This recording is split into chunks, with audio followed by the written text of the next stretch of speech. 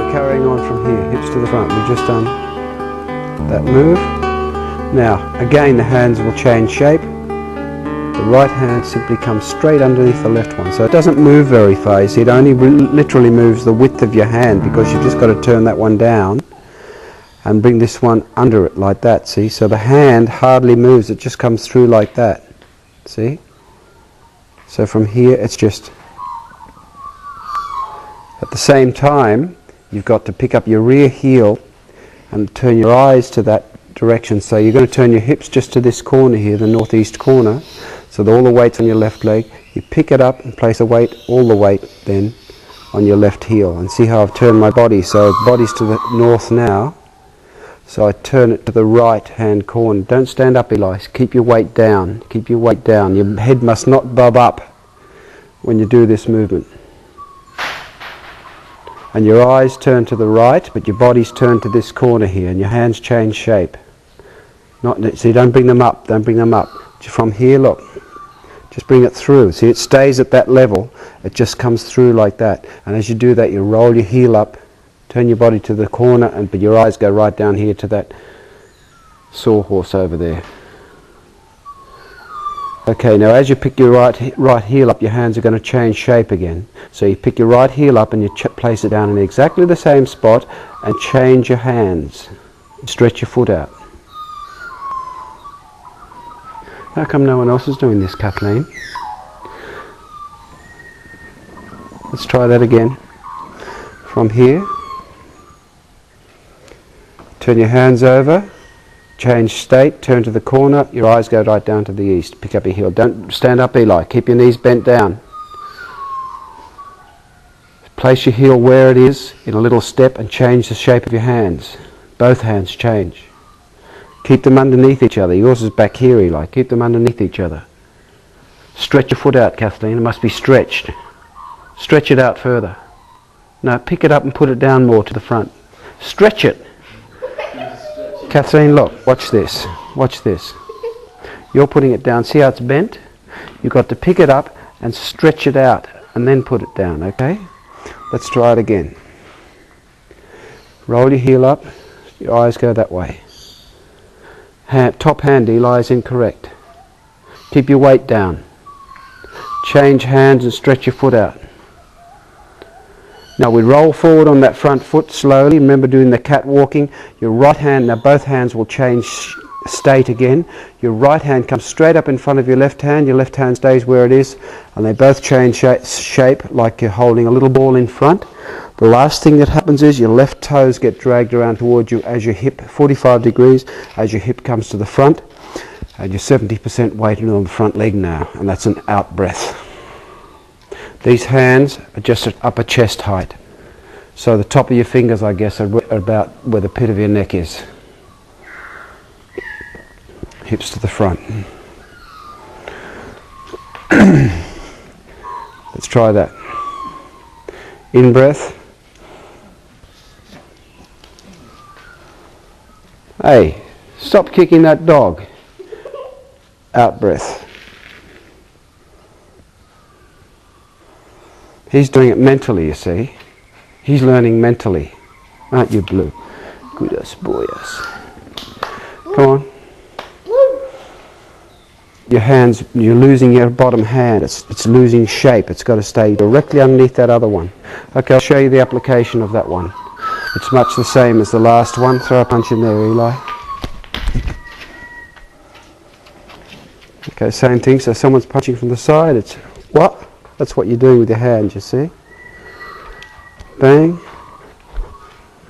Into gallbladder 25. So nag one here, and right on top on lung points on that side of the hand. So you're getting two lots of points there. Throw the punch again.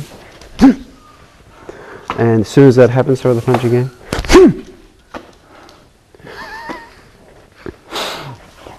And then do it again.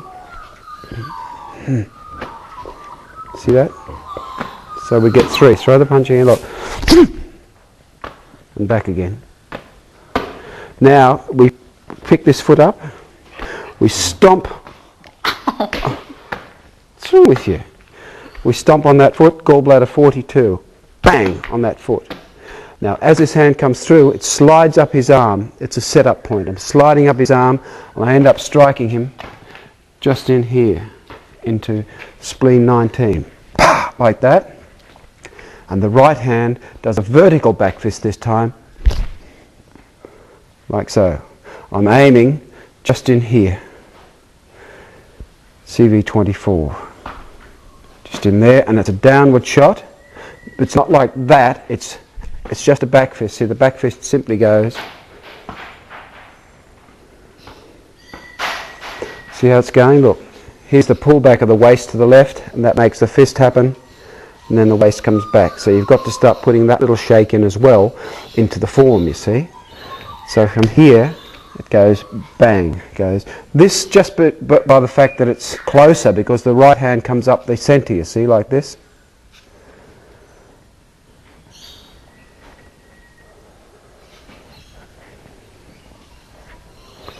Like this.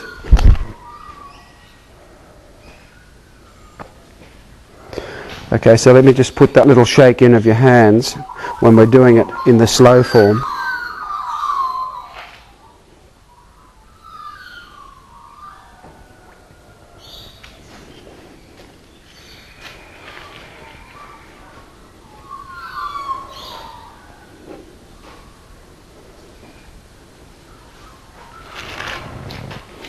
Okay, thank you, Sandra. Okay. This is, you must do the waist, because you're not going to get any power with this punch, because all the punches we do, only you haven't got the joy of dragging the hand right back here. That doesn't work anyway. Good fighter sees that punch from there coming every time. So remember, we're only coming from this distance to here. Now if I just don't use Fa Jing, and I just use my triceps, look at the power I get. There's nothing, see, look. That's as hard as I can do it, not using Fa Jing. That's why we use Fa Jing. So from here, watch how the waist turns. See, there's much more shake. The bag shouldn't move as too much, because it's a shock. It's the thing that goes inside of the thing. So when you're coming through like this, see, there's your waist turn to the right. Now your waist automatically whips back to the left just momentarily, which causes your hand to flick out like this, and then it just settles back in again to that last position, you see. So you get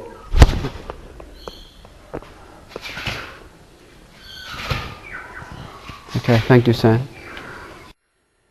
Okay, much better to practice these ones on a hard mitt, because the bag tends to snuffle any hard bony area strikes. The bag's really good for body shots, but when you're doing facial shot, this represents a face more, because it's a hard bony area. You only have to sort of penetrate that much. So the previous pung move, see? So we get just from here, you can even do it just from here and get the power that you need. See, but remember, we're taking it from down here anyway, so we do get much better back fist. Now doing the vertical back fist is exactly the same, body movement, right, left, right. See how the fist goes? So it comes through here, up the middle. So your waist is turning to the right now, and as your waist, this happens like that, violently of course, as your waist flicks back to the left, it tends to pull your hand back. And this is so important that you have a loose wrist. This is what the whole Taiji thing is, looseness until point of contact, when the wrist just closes. And that's a Taiji fist. See that? That must go in there like that. Never like that. See, if I do that, I can't get that whipping action. Then it's got to be one of those sort of a punches. That sort of punch as opposed to that sort of a punch, you see. So this has to come through like this, and then only close upon him. So your waist comes through, then your waist turns to the left, which causes that to flick out, and then it finishes like that, you see. So, and you can even do that. You can get a fair amount of power just from here. You see, just from there you can get a fair amount of power. And we're taking it from here though. So we step into it. Okay, thank you, Sandra.